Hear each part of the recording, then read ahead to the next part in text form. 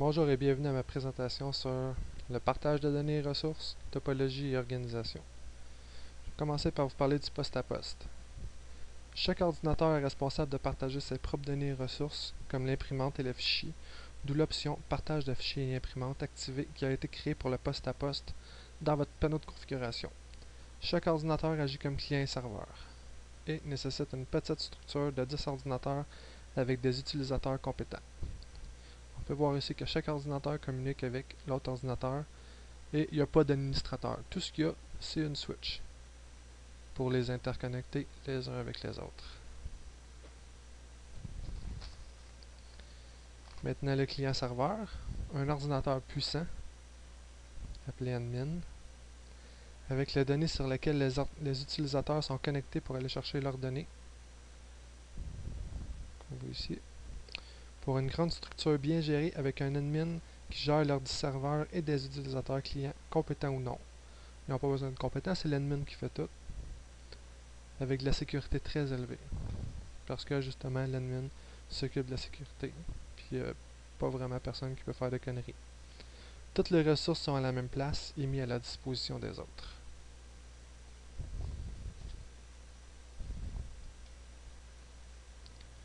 Maintenant, on enchaîne avec les topologies. On voit ici le réseau en bus. Les machines sont reliées par un câble coaxial. On voit ici. Et chaque ordinateur est connecté en série sur le câble qui relie les ordinateurs du réseau de manière linéaire. Le câble est raccordé au réseau par l'intermédiaire de connecteurs BNC, British Naval Connector, qui serait censé être ici normalement. Les informations envoyées à partir d'un ordi sont transmises sur l'ensemble du câble à toutes les ordis. Les ordis peuvent dialoguer qu'à tour de rôle.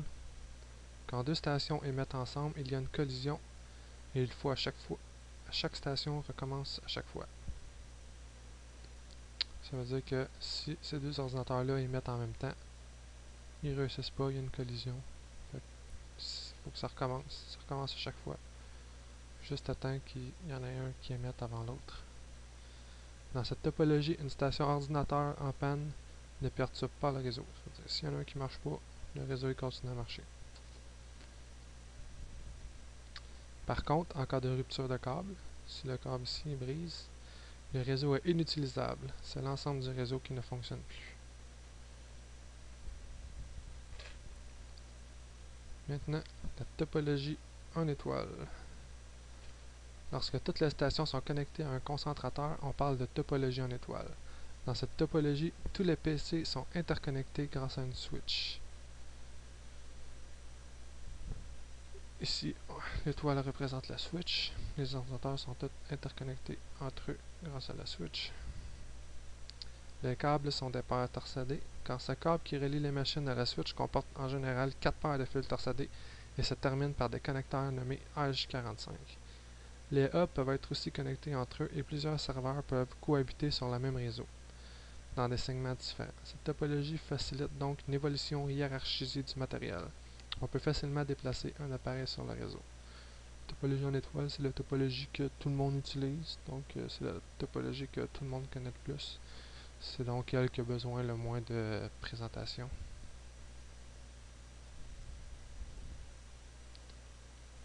Maintenant, la topologie réseau en anneau.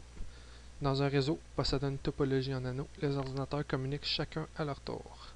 Cela ressemble à un bus, parce qu'ils sont tous connectés à des nœuds qui les relient entre eux, mais qui serait refermé sur lui-même. Le dernier nœud est relié au premier.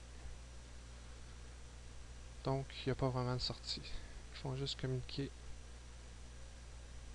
chacun à tour de rôle. En réalité, dans une topologie en anneau, les ordinateurs ne sont pas reliés en boucle, mais sont reliés à un répartiteur qui va gérer la communication entre les ordinateurs qui, lui, sont reliés en répartissant à chacun d'entre eux un tour de parole.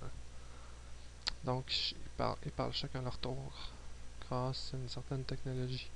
Elles utilisent la méthode d'accès à jetons. Les données transitent de station en station en suivant l'anneau qui, à chaque fois, régénère le signal.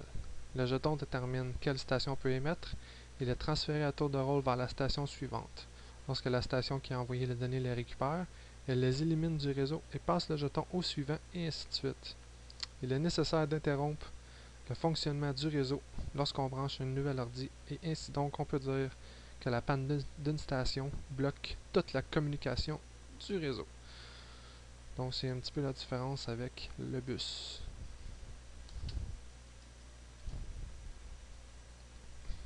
Maintenant on est rendu au réseau dit distribué. Internet est un exemple de réseau distribué puisqu'il ne possède aucun nœud central. Les architectures distribuées reposent sur la possibilité d'utiliser des objets qui s'exécutent sur des machines réparties sur le réseau et communiquent par des messages au travers du réseau. L'architecture d'un environnement informatique ou d'un réseau est distribuée quand toutes les ressources ne se trouvent pas au même endroit ou sur la même machine. On parle également d'informatique distribuée.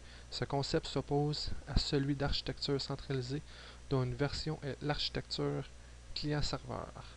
Donc on peut voir ici que l'Internet circule parmi tous les ordinateurs. C'est ce qui fait en sorte qu'il est distribué. Puis dans un réseau local, c'est tout simplement pour dire que les ressources ne sont pas toutes au même endroit.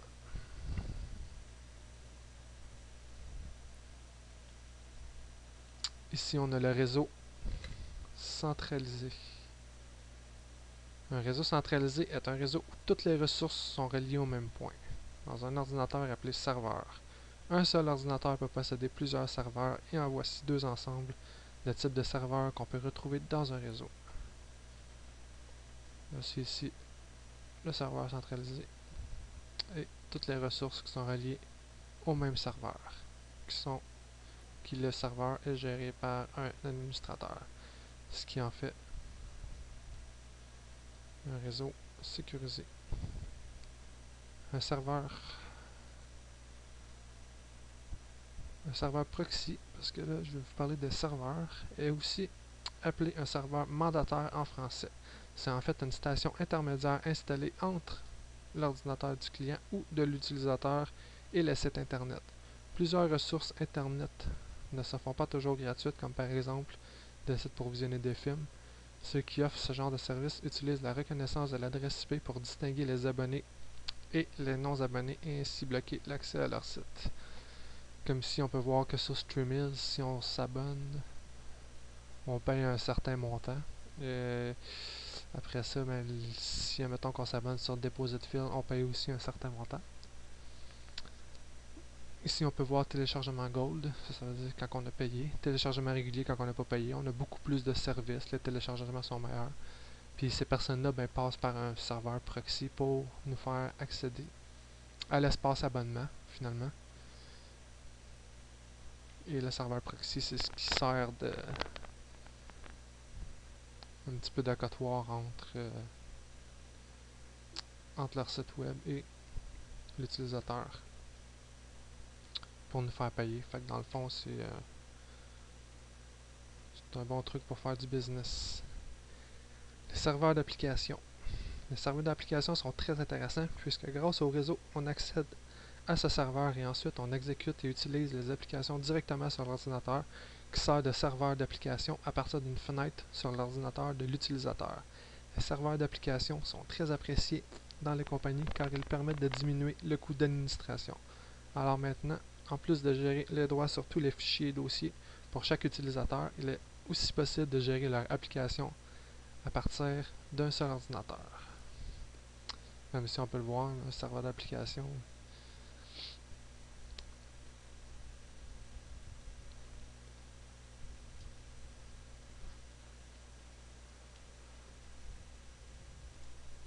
Servirait à gérer ce vieux monsieur qui dans une compagnie ne saurait pas trop comment utiliser son ordinateur pour accéder directement au serveur puis gérer l'application du serveur à l'aide d'une petite fenêtre virtuelle ou du réseau. Je sais pas trop comment ça fonctionne exactement, mais c'est un petit aperçu du serveur d'application qui peut être très utile lorsque tu es un technicien.